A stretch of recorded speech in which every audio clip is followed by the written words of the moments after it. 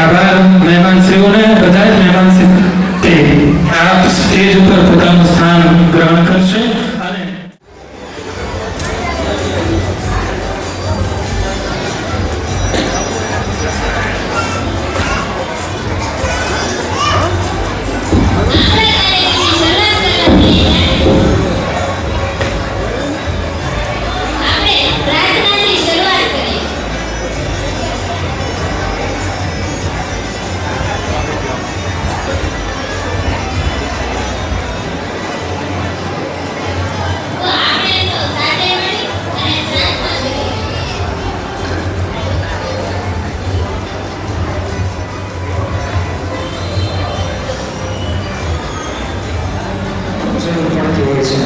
આપણે ઘરે જ્યારે લગ્નનો પ્રસંગ હોય ત્યારે પણ આપણે બધા જાણીએ છીએ કે સૌ પ્રથમ આપણે ગણેશ સ્થાપન કરતા હોઈએ છીએ, એટલા માટે કે નિર્વિઘ્ને આપણો લગ્નનો આખો પ્રસંગ પૂર્ણ થાય એના માટે આપણે ગણપતિની સ્થાપના કરતા હોઈએ. ત્યારે અહીંથી આપણે પ્રાર્થના ગાશું અને પછી એવું કહેવાય છે કે પ્રાર્થનાના શબ્દો ઉપર જતા હોય છે.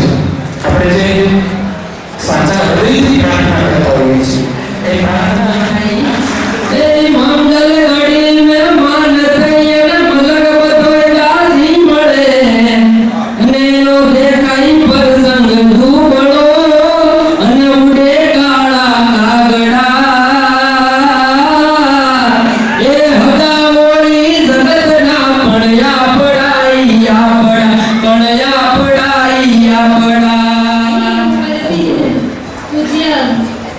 વડીલો, આદરણીય મહેમાનશ્રીઓ અને અહીં ઉપસ્થિત મુખ્ય મહેમાનો, મારા પરિવારજનો, આજનો મારો વિષય છે બેટી બચાવો બેટી વધારો. આજના આ ડિજિટલ યુગમાં આપણા ધાર્મિક દેશમાં પુત્રની ખોટી ગેરસાને કારણે બાળકીઓની ભ્રૂણ હત્યા થઈ રહી છે. દીકરાને વારસદાર બનાવવાની ઘેરસાને કારણે માતા ગર્ભનું જાતીય પરીક્ષણ કરાવે છે. દીકરો જેટલો વહાલો હોય છે તેટલી જ દીકરીને પણ વહાલી માનીને ભ્રૂણ હત્યા અટકાવવી જોઈએ. પરંતુ માતા પિતા દીકરીને સાપનો ભારો માને છે. નહીં, દીકરી સાપનો ભારો નથી. દીકરી તો વાલનો દરિયો છે, તુલસીનો ક્યારો છે. દીકરીની આંખોમાં અનેક લાગણીઓ છુપાયેલી હોય છે. દીકરીને બોજારૂપ માનવી કે ધુકારવી એ મહાન પાપ છે.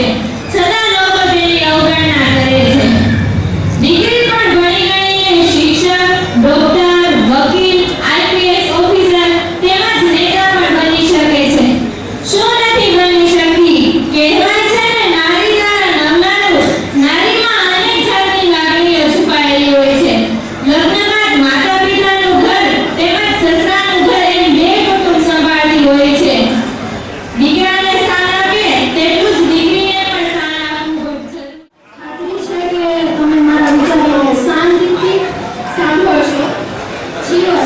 આ જીવન છે ને બહુ જ અગત્યનું છે અને આ જીવનમાં વધારે અગત્યનું કહેવાય ને તો એક પરિવાર. આ પરિવાર છે ને ખૂબ જ અગત્યનું છે. જેમ લાઈફમાં છે ને 3 પ્રકારના લોકો હોય.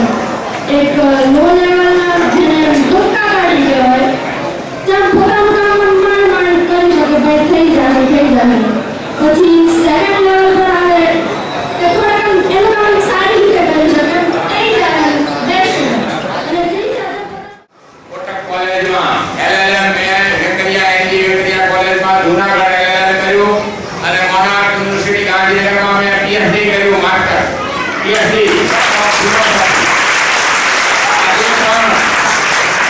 હું ભણું છું, એક્ઝામ આપું છું.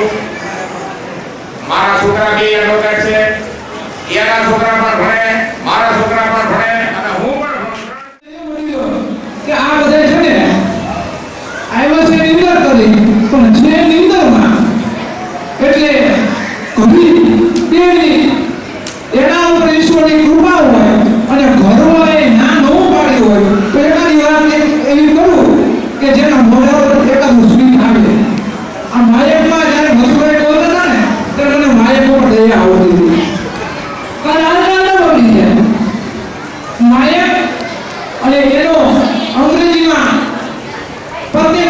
અંગ્રેજી દવાઈ એ બે વસ્તુ સારી હોય તો મજા આવે.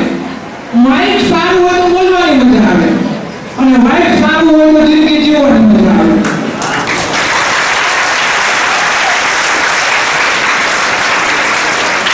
તાળી હોય તો કદી મજા આવશે. આ બગડે માઇક બગડે નો ભાવે તો અડધી રીતે વેચી દેવાય.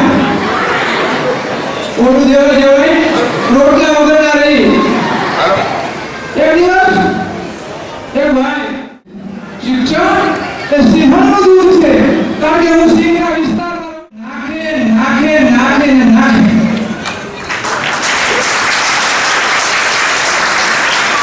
આકાર છે અને સિંહના દૂધ પી એવું કેમ છે લોકો એના છે આપણે જોવા નથી ગયા. સિંહણ દૂધ હોય સિંહણ સુતરે ઘરે અન્યથા કયો પાત્રે ઘરે નહીં તો સૌ પાત્ર ફોડી બારે વિસરે. એટલે સિંહણનું દૂધ છે એ પીશે એ બોલશે પીશે એ જાગશે જાગશે અને સમાજને જગાડશે. સ્નેહ મિલન કાર્યક્રમ અને વિદ્યાર્થી સન્માન સમારોહ કાર્યક્રમમાં ઉપસ્થિત સ્ટેજ ઉપર બાંભણિયા પરિવારને કોઈ સમાજની આનબાને જાણ કોઈના નામ નહીં લેતા સમસ્ત કોળી સમાજ બાંભણિયા પરિવાર ભાઈઓ બહેનો માતાઓ અને જેમના માટે આ કાર્યક્રમ રાખવામાં આવ્યો છે એવા વહાલા વિદ્યાર્થી મિત્રો ભાઈઓ અને બહેનો. આમ તો સાહેબે મને વાત કરી હિંમતભાઈ ભાડિયા સ્ટેજ પર આવી જાય. ભાડિયા પરિવારના કે આપણો કોળી સમાજ બાંભણિયા પરિવાર એવા 30 પરિવારો છે અહીંયા. ડાભી પરિવાર, મકોડા પરિવાર, કાવડા પરિવાર, સોલંકી પરિવાર, ચૌહાણ પરિવાર આવા 30 પરિવારો. મિત્રો હું અહીંયા આજે લગભગ હમણાં આપણા સમાજના સ્નેહ મિલનની એક ધારા બધી બધા રવિવારે બબે 3-4 સ્નેહ મિલન હોય છે, પણ હું બાંભણિયા પરિવારનો જે ઉત્સાહ જોઉં છું એ ઉત્સાહ બદલ હું આપ સૌને ખૂબ ખૂબ અભિનંદન આપું. બીજું કે આ અહીંયા હમણાં જેનું સન્માન કર્યું, જેને પણ આ વિચાર આવ્યો, જેણે મહેનત કરી, જેણે આ બધાને ભેગા કર્યા, આમંત્રણ પોગાડ્યું, રસોઈની વ્યવસ્થા કરી, પાર્કિંગ વ્યવસ્થા કરી, કાર્ડ પહોંચાડ્યા, ઇનામો લેવા ગયા, દીકરા દીકરીઓનું લિસ્ટ બનાવ્યું, આમાં જે પણ લોકોએ મહેનત કરી હોય એના માટે એકવાર તાળીઓના ગગડા. ત્રીજું કે પહેલા આપણને છે ને એક સોસાયટીમાં આપણે બાંભણિયા પરિવારના 2 ઘર હોય તો આપણને કેટલો પરિવાર લાગે? 2 ઘરમાં 10-10 જણા હોય તો આપણને આપણો પરિવાર 20 જણાનો લાગે. પણ જો આખું બાંભણિયા પરિવાર અહીંયા ભેગું થયું હોય તો આપણો પરિવાર 1000-2000 નો લાગે. અને આ બધા જ પરિવારો કોળી સમાજના ભેગા થાય તો આપણો પરિવાર 1,00,000 નો લાગે. અને આખા ગુજરાતનો કોળી સમાજ ભેગો થાય તો આપણો સમાજ 50 લાખ કે 1 કરોડ નો લાગે. અને એનાથી હું વધારે વાત કરું કે ભૂગવતા દરિયા કિનારે કે હિમાલય જેવા પહાડની સામે ઊભા રહી જાય અને ભગવાનને કહે ભગવાન હું તારું વંશ છું તો આખું બ્રહ્માંડ આપણું લાગે.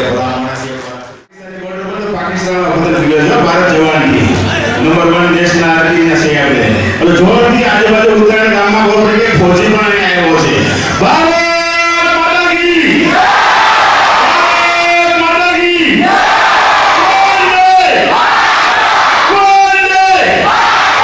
હા, હવે બાંભણિયા પરિવાર ઉભા કર્યો. મારો બોલવાનો વિષય નથી, મારો બંદૂકનો વિષય છે ને બીજો વિષય. એટલે માફી ચાલે બોલવા મને બહુ નથી આવડતું અને બધાએ બોલી નાખ્યું છે અને જમવાનો પણ સમય થઈ ગયો છે. પણ તોય બાંભણિયા પરિવાર મારો પરિવાર સ્નેહ મિલન છે. 2 શબ્દો મારા પરિવારને કહેવા છે. જેનો આ કાર્યક્રમ ભૂલકાઓનો છે, જેને 1 થી 3 નંબરમાં અહીંયા પેજ ઉપર ઇનામ મળ્યું, બાકી વાળો નથી મળ્યો, તો એની માં એવું ન સમજે મારો બાળક કમજોર છે. હું એ વિદ્યાર્થી છું છેલ્લી બેન્ચ બેસવાવાળો વ્યક્તિ. એટલે તમે એવું ન સમજતા કે એકથી ફર્સ્ટ ધોરણ સ્ટુડન્ટ આવ્યો 99% લાવી સક્સેસ છે જિંદગીની અંદર. યાદ રાખજો, અમે છેલ્લી બેન્ચ બેસવાવાળા વ્યક્તિ આજ ડબલ ગવર્નમેન્ટ નોકરી કરીએ છીએ. ડબલ એક